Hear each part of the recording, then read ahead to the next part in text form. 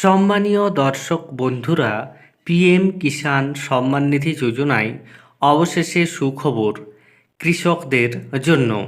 মাননীয় প্রধানমন্ত্রী নরেন্দ্র মোদী তৃতীয়বারের জন্য প্রধানমন্ত্রী হয়েছেন এবং তারপর পিএম কিষাণ নিধি যোজনার টাকা কৃষকদের অ্যাকাউন্টে পাঠানো হয়েছে।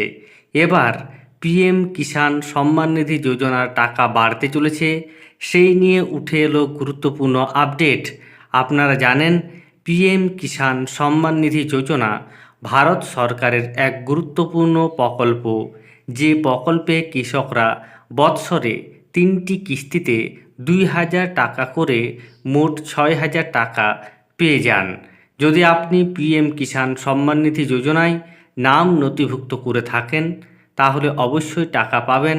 সেক্ষেত্রে আপনাদেরকে কতগুলি গুরুত্বপূর্ণ কাজ, যেমন কেওয়াইসি করে থাকতে হবে, ল্যান্ড শেডিং করে থাকতে হবে, এর পাশাপাশি আপনার আধার কার্ডের সঙ্গে ব্যাংকের অ্যাকাউন্টের লিঙ্ক থাকতে হবে।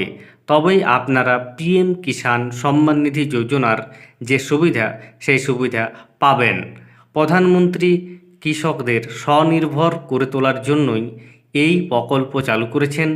এই প্রকল্পে কৃষকদের অ্যাকাউন্টে বর্তমান সময়ে টাকা ঢোকা শুরু হয়েছে। অনেকেই ইতিমধ্যে টাকা পেয়ে গেছে এবং অনেকেই টাকা পাচ্ছে।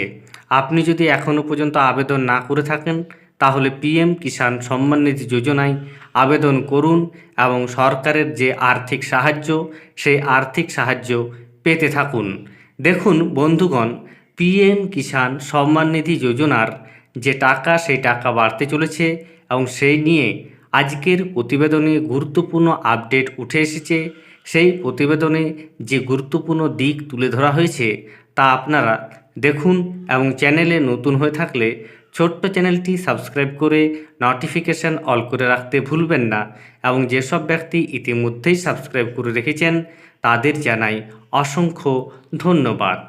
দেখুন, বলা হচ্ছে তৃতীয়বার সরকারে আসার পর পূর্ণাঙ্গ বাজেট পেশ করবেন অর্থমন্ত্রী নির্মলা সীতারমণ। 2024-25 অর্থবর্ষের বাজেটে কর ছাড় সংক্রান্ত বড় ঘোষণা করা হতে পারে বলে জল্পনা। ব্লুমবার্গের একটি প্রতিবেদনে দাবি করা হয়েছে এই বাজেটে আয়কর ছাড় পাওয়া যেতে পারে, যার জেরে 5 লক্ষ থেকে 15 লক্ষ টাকার মধ্যে বার্ষিক আয়ের লোকরা উপকৃত হবেন। বর্তমানে 5 থেকে 20% কর দিতে হচ্ছে। রিপোর্টে আরও বলা হয়েছে যে কেন্দ্র একটি নতুন কর কাঠামোর কথা ভাবছে, তবে এ বিষয়ে এখন বিস্তারিত আলোচনা হচ্ছে। বাজেট পেশের আগে চূড়ান্ত সিদ্ধান্ত নেওয়া হবে। আয়কর কমলে সম্ভাব্য রাজস্ব ক্ষতি সত্ত্বেও সরকার চলতি অর্থবছরের জন্য রাজস্ব ঘাটতির লক্ষ্যমাত্রা জিডিপির 5.1% ধরে রাখতে প্রতিশ্রুতিবদ্ধ। এছাড়া আরও বলা হচ্ছে, দেখুন, প্রতিবেদনে দাবি করা হয়েছে যে সরকার প্রধানমন্ত্রী কিষাণ যোজনার আওতায় কৃষকদের দেওয়া ভাতার পরিমাণও বাড়ানোর কথা ভাবছে। বার্ষিক 6,000 টাকা বাড়িয়ে 8,000 টাকা করা হতে পারে। মহিলা কৃষকদের আর্থিক সহায়তা বাড়ানো হতে পারে। তাহলে আপনারা বুঝতেই পারছেন, সামনেই নতুন করে বাজেট পেশ করতে চলেছে নির্মলা সীতারামন, অর্থাৎ ভারতের অর্থমন্ত্রী, এবং সেই বাজেটে পিএম কিষাণ সম্মান নিধি যোজনার টাকা 6,000 থেকে বাড়িয়ে 8,000 টাকা করা হতে পারে। এছাড়া আরও বলা হচ্ছে, বিজনেস টুডে অনুসারে অর্থনীতিবিদ, ট্রেড ইউনিয়ন এবং শিল্প চেম্বার সহ অন্যান্যদের সঙ্গে প্রাক বাজেট বৈঠক করছেন অর্থমন্ত্রী নির্মলা সীতারামন। আগামী 22 জুলাই বাজেট ঘোষণা করা হতে পারে।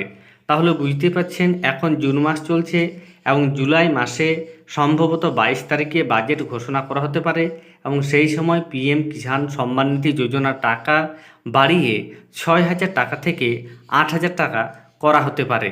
এবং যদি টাকা বাড়ানো হয় সেক্ষেত্রে কৃষকদের 4টি কিস্তিতে টাকাটি দেওয়া হবে।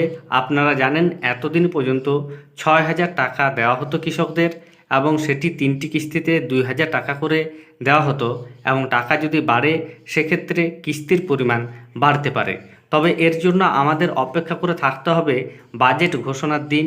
সরকার কি সত্যিই টাকা বাড়াচ্ছে নাকি কি পদক্ষেপ নিচ্ছে সেটা আমাদের দেখতে হবে এবং সেই ব্যাপারে আপডেট এলে অবশ্যই আপনাদের জানানো হবে। ধন্যবাদ।